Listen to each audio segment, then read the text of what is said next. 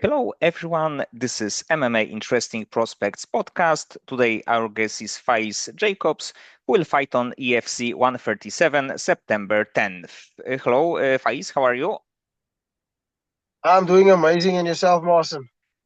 I'm good. And in September, you will get, I think that another really interesting fight. It will be like a featherweight title fight. And if you can tell me, when did you find out about this opportunity? So this opportunity I've been wanting for a while. Um, but this opportunity came to me 4 days after my last fight. So I finished fighting the Thursday. By the Monday, they offered me this opportunity, and before a week had been done from my last fight, I accepted. So I went from one camp right into the next. And about the weight class, because of course you are defending bantamweight champion. Right now you will go up to the featherweight. And how do you overall feel as the a featherweight fighter right now? I feel amazing. I have an ability to pick up muscle very quickly. Um, I've already gotten used to what this body feels like at featherweight. I have a lot more energy. I actually feel like I can train more than I'm used to training at bantamweight because by now, 3 weeks out, I need to start bringing my weight down. So because I'm bringing my weight down and my diet program is a little bit more intense, I my recovery is a little bit slower. So I can't train as much. But at featherweight, I've been able to do double the work, so I feel incredible. And it will be, of course, like a big opportunity for you because it will be like a chance to be a double champion in the promotion. But when you find out about this fight, did you know anything about your next opponent? I did know about him before. I I had studied him before actually, because somebody that I was training with was supposed to say was scheduled to fight him. That fight didn't happen, but I sort of kept my eye on him since then. So yeah, I knew what he was about, and I knew I had the tools to beat him. And like obviously, I think that one of the factor which is good for you is of course your experience because you have the like overall experience, but definitely also like a championship experience in this fight. And do you think that it can be like a big advantage of you in this fight?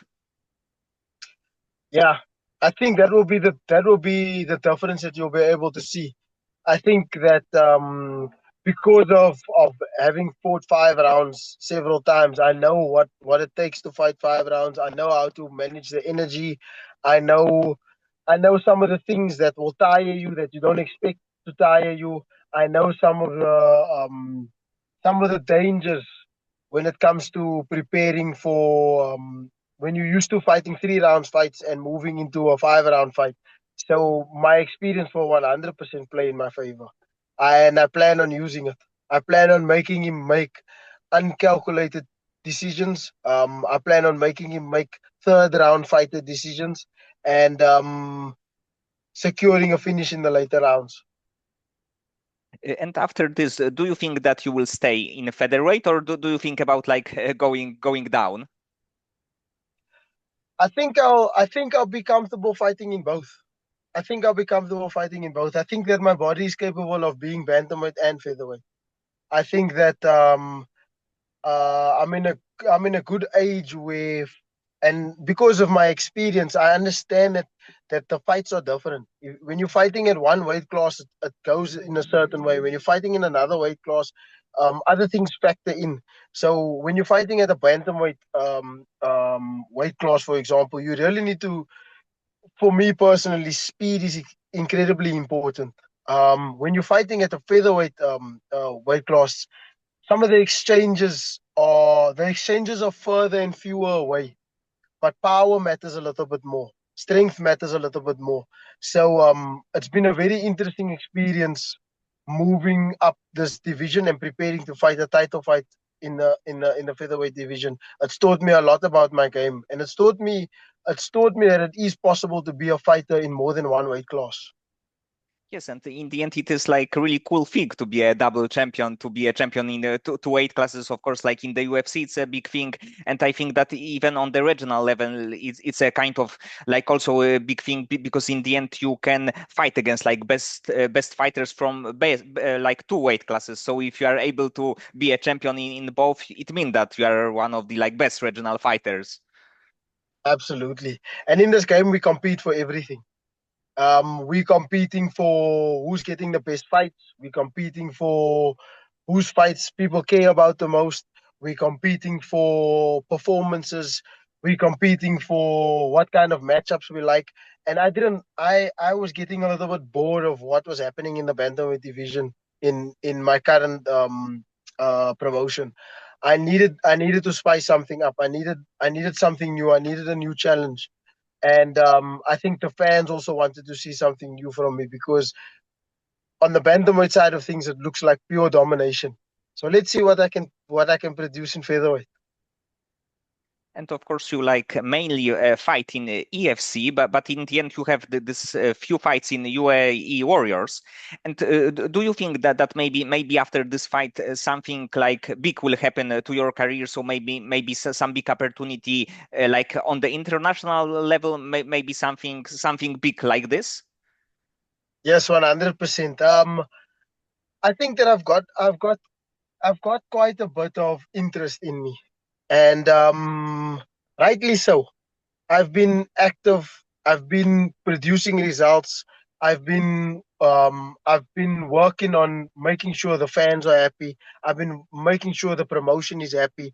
I've fought. This will be my third title fight for the year. So I'm very active. Any promotion would be lucky to have me. So let them fight over me. And also you have this kind of like really entertaining style because you are a very good striker. Also you have like really solid grappling. So in the end, when you are in the cage, like fans can expect some really fun fight. Absolutely. Fireworks. I like mixing science and ruthless aggression together. So I've always got a plan. And whenever I'm facing an opponent and I game plan against an opponent, my mission is to find the finish. My mission is to look to make the fight happen in the places where it's gonna most likely give me the ability to finish my opponent. And I feel like I've had quite a high success rate. Also, I like being able to be dangerous from anywhere. You're not safe in a fight against me in any position. If I'm on my back and you standing on your feet, I'll kick you in your face. If your back is against the fence, I'll be in your face. If you trying to rush me forward, I'll um I'll counter you off of that. So I've always got a plan of being aggressive. I've got 100 different ways to try and finish the fight. And before the fight is over, I want to try everything. And of course, you are not only a champion, so not only you won a title, but defended a few times. And for you, what was the like? Which was the toughest, winning a title or defending this? I'm gonna say defending. Always defending. Winning the title seemed to both times I won the title was slightly easier fights than the times that I defended it. I think who I had to defend against when I fought the Australian in my hometown, I think that was a tough challenge to compete against. And I think just because of who he was and what he brought made defending it difficult. But um, I'd say it can be harder to defend because not only now are you a champion, but you need to stand for what you've done, and not everybody can do that. And if we can talk a little bit about your like beginnings in combat sport, so what was the like first combat sport? So your like background in the world of combat sports. So I started with boxing. I did a few amateur boxing fights, and then I fought kickboxing. and kickboxing is where I had my most success before MMA. I'm a multiple time national champion, regional champion, and I've competed in some pro fights where mostly in my home city where guys were more experienced than me, and I came out with the win. But I didn't follow the kickboxing path because MMA was always my dream. And you made your amateur debut around 10 years ago. It was 2016.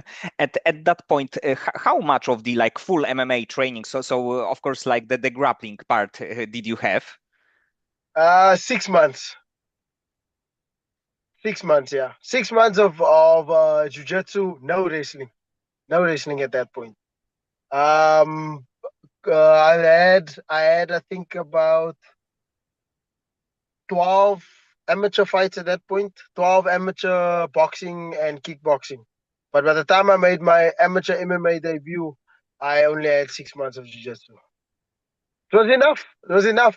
I knew for a fact I didn't get into the sport. I didn't get into the sport to see how far I was gonna go. I got into the sport to become a champion. And if you want to love that way, you have to take it on from day one. You can't decide, oh, I'm going to take it easy. And when the opportunities come, if I'm not ready, I might take it, I might not take it. That wasn't my mindset. My mindset was any opportunity, every opportunity, I will give it everything I have. I'm willing to die for this dream. And whenever a fight came up, I never turned down a fight. Yes, and Unless it actually, was stupid fights and I wanted something better. and But that actually, only came once I was professional. and you fought in like in EFCs, so it was like obvious that you will be tested with best regional fighters. So from the beginning, you were actually tested. 100%. 100%. And I fought most of my opponents in the EFC was much more experienced than I was, which I was fine with. I was okay being the inexperienced. I've been an underdog my whole life, so I'm not afraid of a challenge. So, like getting back, 10 years ago, would you change anything different at that point with your like training or the approach to the sport?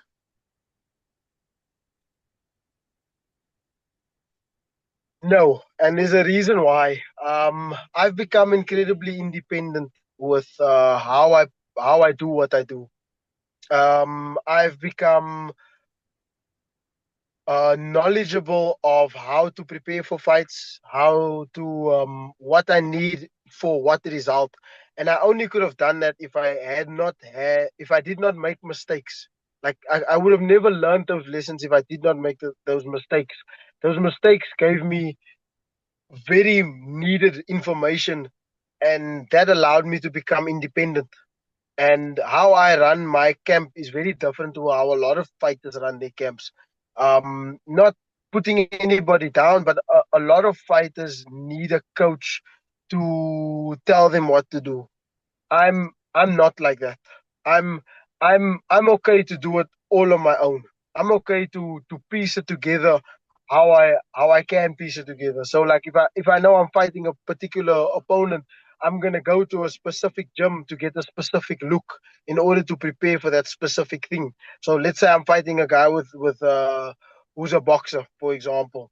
I've got connections inside of my home city with good boxing gyms, and I'll go spar those boxing boxers, and then I'll find the right guy that I like, and I'll get him to mimic some looks that I want, and that's how I piece together my martial arts, my fight camp. Um, and I would not have been able to do that if I didn't go through misguided training. If I did not have um people teach me how to do something that didn't really know whether it was going to work or not, because it gave me an understanding of discernment, being able to tell what is real, what is not real, what works, what is not, what doesn't work, and how to um, have the foresight to be able to calculate martial arts, what is effective, what is ineffective. And that I'm incredibly grateful for. So I'm happy with all my mistakes. I'm happy with all the times that I've lost. I'm happy with all the times I've been cut. I'm happy with all the dangerous situations I've been in, because it has allowed me to be where I am now. And the information that I've been given, the understanding that I've been given, benefits more than just me. It benefits the people that is surrounded by me, and I believe that I'm a force in the martial arts world, especially in my country. I've affected a lot of people's mindsets on how we're going to do things and what is possible. Because with some of the circumstances that I've been put through, many people have quit. Many people have given up when bad things like this happen, and I've not. And I've shown time and time again that you can stand above, you can rise above it all. And to me, that information has allowed me to affect people's lives in a positive way, and allowed me to create really positive outcomes, especially within my martial arts and within my city as well. Yes, and probably with your like experience, you can be like mentor for younger fighters on the like amateur level, maybe early pro, because you are this kind of fighter that you were a champion, that you are a champion, that you are like going always for the like really good challenges. So for like even like probably like teenagers, you can be like the guy to Yes, look out. I've got a gym in my city. Troublemakers Mixed Martial Arts. We've got three amateur champions at the moment, one kickboxing and two MMA champions. And we are working on moving these guys towards pro. Um, and one of the things that is a big benefit is they won't make the same mistakes I made. I made that mistakes already. They will go further than I've gone, because they have me to help them, to assist them in getting where they need to be. They don't have some of the weird doctor indoctrinations and brainwashing that I had been through. They don't need to go through that. There was times in my career where coaches told me, you're not allowed to train at other gyms, because training at other gyms, whatever the mindset was, they're gonna steal our style, or they're gonna they're gonna learn how you fight, and they're gonna figure out how to beat you. And these were all fear-based mentalities that limited my growth. My fighters don't have that. My fighters are free to train in any gym, obviously within safety protocols. Like, I'm not going to send you to a new gym by yourself and you're going to go spar a whole team of other guys and nobody's with you. That obviously doesn't make sense. um but you free to go and train anyway. My guys go and they go do jiu-jitsu at other places. We go spar sometimes as a whole team at other places. Even my camp right now that I'm busy with, I've I'm training at 3 to 4 gyms in preparation for this. And I let my guys know that martial arts is not a closed-minded perspective. Your mind needs to be open. You need to mix with different people. You need to feel different movement patterns. You need to understand different styles, so that when you come across something, it's not the first time. You've been in those situations before, and that's how you can truly become a champion. That's how you start learning, developing IQ on how to win fights. Now, I'm not gonna. They not already. This took me probably 8 years before I had access to this. They've had access to this from the beginning. So their minds are years ahead of where I was several years ago. So I believe that already I've been able to impact um, their futures, and how they will be able to produce how they'll be able to produce quality on the martial arts stage, and how they'll become world class someday. Yes, and actually, it is great that like new generation have a little bit like easier path to be like successful, or in the even in the like training is definitely better than it was like 10 or 20 years ago, because it's like don't train in their gym is like a really old school mentality. Right now, it doesn't have like a lot of sense. 100%. And no two people's recipe is the same. So what will work for one guy will not work for another guy. So to put everybody under one way of doing things is it's wrong because a fish can't climb a tree. A monkey can climb a tree, but a fish can't climb a tree. Not everybody's a monkey. Unfortunately, that's not how the world works. So I make sure one of the things I think my fighters benefit from most is the psychological understanding of martial arts. Because I have been through a lifetime of it, they can understand they can understand the game a lot better from a younger age. So they understand why they do what they do, which is very important.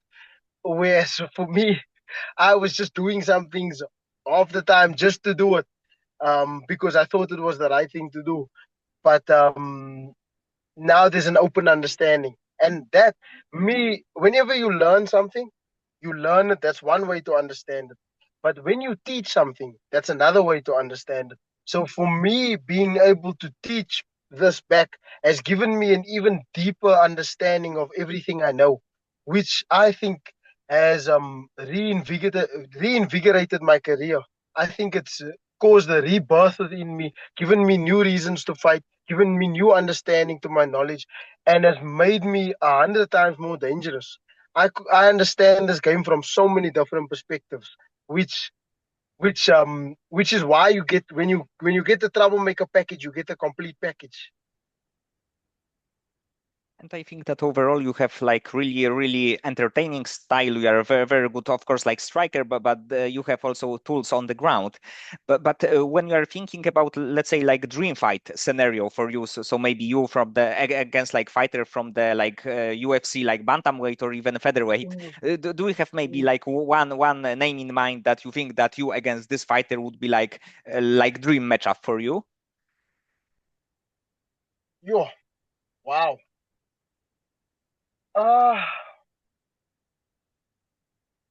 I think every fight I go into is exciting. I think no matter who you match me up with, I I'm going to create crazy moments of chaos that's gonna be exciting. That being said, um, any any of the top guys that I've watched fight, I'd love to fight. I'd love to fight your O'Malley's. I'd love to fight your Peter Yans. I'd love to fight your Davalishvili. I'd love to fight any of those top guys that have been doing it for a long time. Because one of the things is, as a fighter, you want to know how you compare to the best guys. So any champion, former champion, they would be dream fights to me. I'd be happy to do that any day of the week. I'd be happy to cancel my flight and jump on a flight right now. Yes, and especially like bantamweight division is like probably the best weight class in the UFC or even like all over in MMA. So definitely a lot of like fun matchups would be available. There's some high level competition in the bantamweight division. High level competition. But if you watch my fights, you'll see that I almost fight no two fights the same. I've there's no I don't like to be easily calculated. I like to be unpredictable. So when I'm preparing for a fight, I'm usually preparing specific weapons and specific things that I want to use on this person. So that like it's like sharpening your sword before battle. So I sharpen specific things that I want to use. And I think that's what makes my weapons look the way they look. They look so lethal because I've been effectively polishing them so that they're ready for the big stage. Okay, Faiz. So many thanks for the time and for conversation. Of course, I hope that you will win your next fight because it's of course also quite a big fight for you. And I hope that with two belts you will get some maybe like really huge international opportunity. The call up to the UFC will be great. The call up to the UFC will be amazing. Brother, you'll definitely see me move towards that. You're definitely gonna see the UFC has always been my goal. I'm gonna be honest. I don't care too much about other promotions. The UFC is what I want. I sort of been living my life like this since I was 16 years old. I started training with a boxing bag in my yard. You know what I mean? I'm a world champion now, multiple times.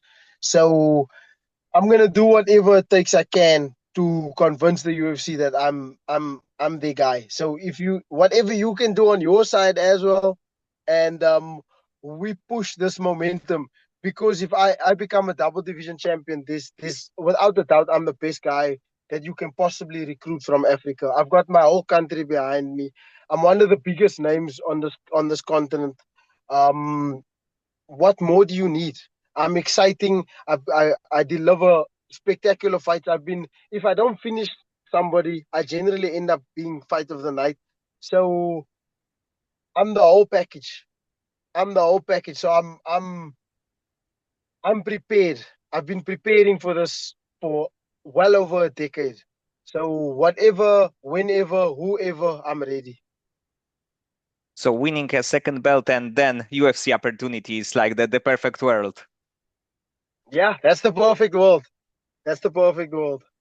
And we're in So troublemakers world right now. so definitely good luck. Thank you, my brother. I appreciate it. And thank you so much for the time.